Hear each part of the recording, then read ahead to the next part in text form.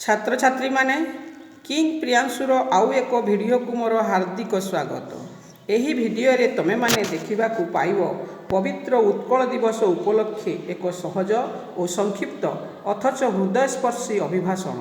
उत्कल दिवसर पुण्य अवसर रे ए वीडियोटी तुम मानकु एक सुंदर अभिभाषण प्रदान निमंते सहायक होई पारिबो बोली मोर आशा और विश्वास। भिडियोटी को आरंभ करने पूर्वर तुमको एक छोटिया अनुरोध। ए भिडियोटी जदि तुमर मन को पाए निश्चित भाव में गोटे लाइक करिवो। जदि नुआ करी भिडियोटी को देखुथिले एहीपरि उपयोगी भिडियो को पाइबा निमंते एबे ही आम चैनल को सब्सक्राइब करिनेबो। ताहेले आउ काल विलंब न करी आरंभ करिबा देखिबा पवित्र उत्कल दिवस उपलक्षे एही हृदयस्पर्शी अभिभाषणटी।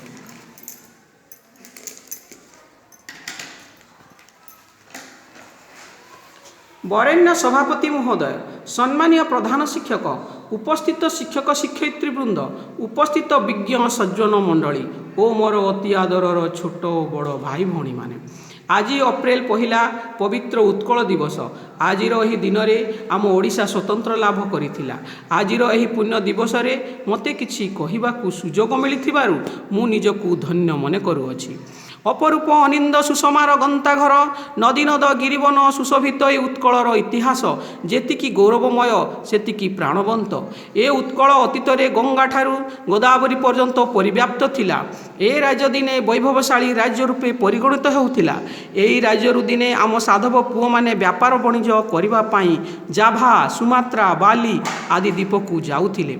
सेठारू सेमाने व्यापार सारी नाना धरण धरी घर को फेरुथिले। सेइथिपाई तो आज भी आमे कार्तिक पुनेई डंगा भसाण पर्व पालन करी आसुअछु। ए उत्कलर परंपरा और संस्कृति महान। ए उत्कलर ओडिया जाति 12 मासरे 13 पर्व पालन करे। ए राज्यर जानी जात्रा, पाला, दासकाठिया, नृत्य संगीत सारा देश रे विरल। आम उत्कलर ठाकुर श्री जगन्नाथ आमर राज्यर बड़ ठाकुर। तांकर देउळ बड़ देउळ, तांकर भोग महाप्रसाद, तांकर दांड बड़ दांड, पुणी जगन्नाथंक रथयात्रा सारा पृथ्वी रे प्रसिद्ध। ए उत्कलर कवि और लेखकंकर लेखनी मध्य महान। कवि जगन्नाथ दास को ओडिया भागवत ओडिशार घरे घरे परिचित।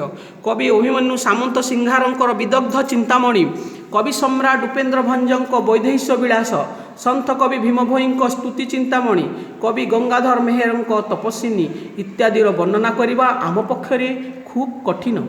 ए ओडिशा माटीर वीर पुरुष वीर सुरेंद्र साए, बाजी राउत, जय राजगुरु, बक्सी जगबंधु निज मातृभूमि पाई जीवन उत्सर्ग करथिले।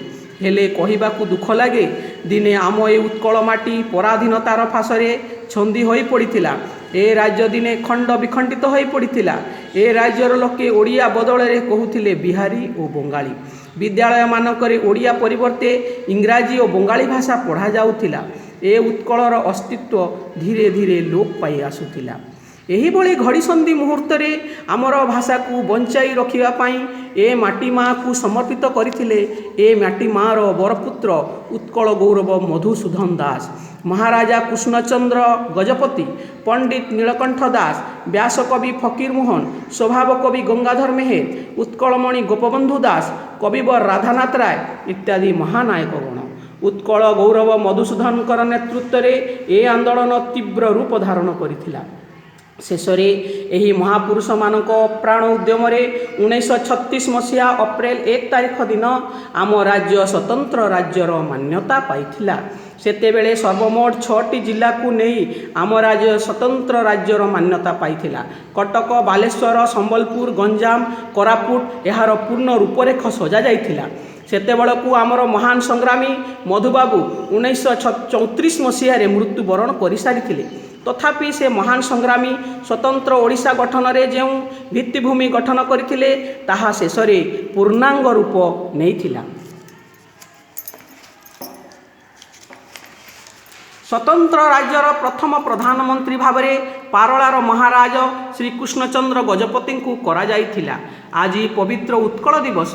आज आमे एठी शपथ नेबा उत्कल को सर्वश्रेष्ठ राज्य रूपे गढ़ी तोलिबा, निजर शेष रक्त देई उत्कल मातार सेवा करिबा, मातृभूमि और मातृभाषा को भल पाइबा, ओडिशा पाई किछि भल भाबिबा ओ करिबा, ओडिशार संपूर्ण विकास पाई चेष्टा करिबा, ताहेले आजिर दिनर तात्पर्य रहिबो। मु एतिकी कही मोर वक्तव्य शेष करुछि। वंदे उत्कल जन।